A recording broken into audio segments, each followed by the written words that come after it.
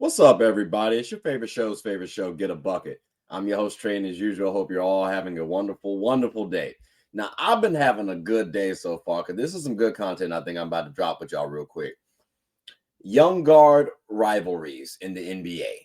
We're going to get a little specific because we got Shai Gilgeous-Alexander and Anthony Edwards. Them boys have been hooping, but there's also some other players as well, too, that I want to throw into the mix. But I want to focus on Ant and Shai for right now. And I say rivalry because I think the NBA is realizing these are two of the top premier guards in the league, and they're only 26 and 23, respectfully. Shai is 26, Ant is 23. The NBA has realized this so much, ladies and gentlemen. They made the Wolves and Thunder play 3 games out of 4. Like, let me say that again. There were 4 games in a row, and the Thunder had to play the Wolves 3 of those 4 games. Yeah, we got good marketing sense in the NBA's eyes. And again, let's go down what the players are actually like archetype-wise. Shai Gilgeous-Alexander, he's a 6'5", lanky combo guard who attacks downhill while also has a knack for getting to the free throw line. Plus, Buddy is a mid-range specialist. Cool. Anthony Edwards, he's a 6'4", stocky shooting guard with elite athleticism and strength who can get trigger-happy but will attack with vengeance when need be. I got to say, ladies and gentlemen, these are 2 solid guards. And again, youth is on their side. And we got the history to boot. We have a wonderful back and forth between the two. Going back from 2021 till now, well, let's talk about it. 2021, the Thunder and Shai outplayed the Wolves and Anthony Edwards. Shai actually outplayed Ant in all those games in 2021. 2022, the Wolves won. Now, keep in mind, 2021, I think it might have been a jump ball on who had the better team. If you want to lean the Wolves, though, I do hear it. Because, again, OKC had just gotten to the fold of stuff. So I do hear it, right? But 2021 is a jump ball. But Shai did win out. Tip of the cap. 2022, though, Wolves got the bread and butter. I'm sorry, OKC. Y'all were still trying to make some things shake. So that's why I say I do hear it if you felt as though the Wolves were a little bit better.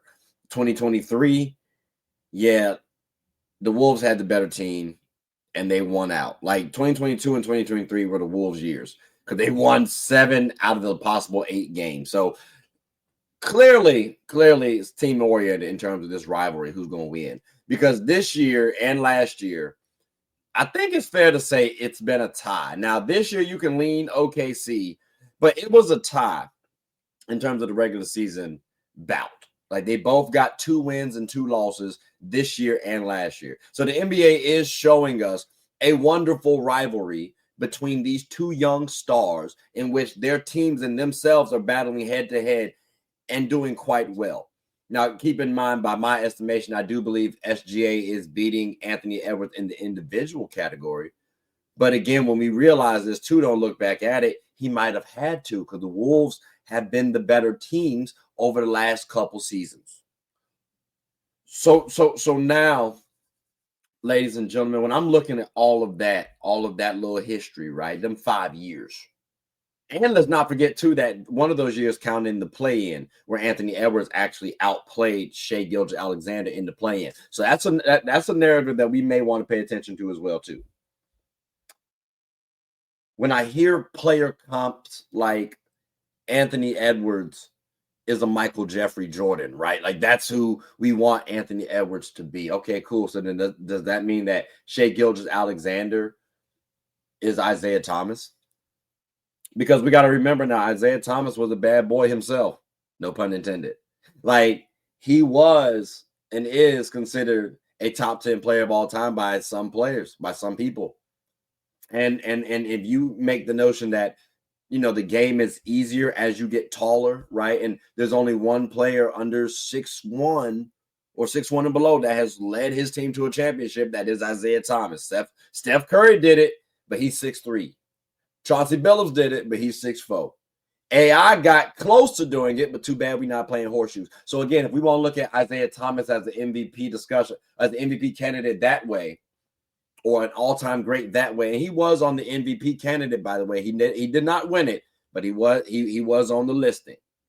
So because of that, if you want to compare him to SGA, I can understand that notion. Keep in mind, Anthony Edwards has to get over the Shai Gilgeous-Alexander hump. Same way Michael Jeffrey Jordan had to get over the Isiah Thomas hump. There's actually a few more comparisons between the two if you think about it. Isiah Thomas was actually 2 to 3 years older than MJ. I don't know if y'all remember it or not, but Shai is 26, Ant is 23. So for you math heads, that's about a 2 to 3 year gap. Isiah was someone who eventually won a championship and MJ had to overcome. That hill that I was talking about. So Anthony Edwards is going to have to overcome Shai Gilgeous-Alexander. Shai also got to win a championship in this scenario too. But he is a little bit ahead of Anthony Edwards' point in time. And again, like I said, Isiah was in the MVP discussion. He was on a better team. Shai's in the MVP discussion and currently on the better team. Oh, how about this? Both were in the same conference. Michael Jordan was on the Bulls. Isiah was on Detroit, right? I don't know if y'all peep, but the Wolves and Thunder are in the same conference, same division. I'm just saying we got some similarities there. So for me, I like this matchup. I like this rivalry. And there was only one thing that I had like a slight gripe to. It was when Ant said something about how Shai's been playing at the MVP season this season. And it's like, you know what? Maybe Jordan might not have said that about Isiah Thomas. But then again, that's a different relationship. It's a different era. So I might be okay with it too. I get it. Hell, maybe Jordan might have said that for a little gamesmanship. You know what I'm saying? Maybe make Isiah take the edge off a little bit. Who knows? My point is this though. There is a comparison. And let's go a little step further too, ladies and gentlemen. If we're going to say that Anthony Edwards is Michael Jeffrey Jordan, right? Shai Gilgeous-Alexander is Isiah Thomas. Is it fair to say that Jalen Green now is Clyde the Glide Drexler? Because again, when I'm looking at Glide, right, and Jordan, they about 6'6". Like I thought Clyde was actually just the extra oomph away from being Jordan, if we being honest. Hell, if Jordan might not have been in the league, maybe we look at Clyde a little bit differently. Remember, Clyde does go to the finals and lose to Jordan, but he led that team to the finals and then was the second fiddle to Hakeem Olajuwon. So by that estimation, if Jalen Green can emerge from this Rocket squad a little bit stronger than what some people might view him to be, hell, we could have a comparison with him versus Anthony Edwards. Again, they both play the same position, 2 guards. Clyde and Jordan were the same height, 6'6". Anthony Edwards and Jalen Green are the same height, 6'4". Both are similar players.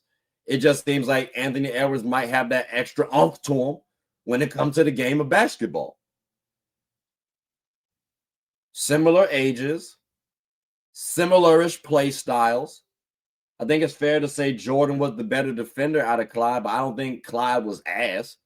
And keep it a buck with you, I can't say Jalen Green is ass as a defender either.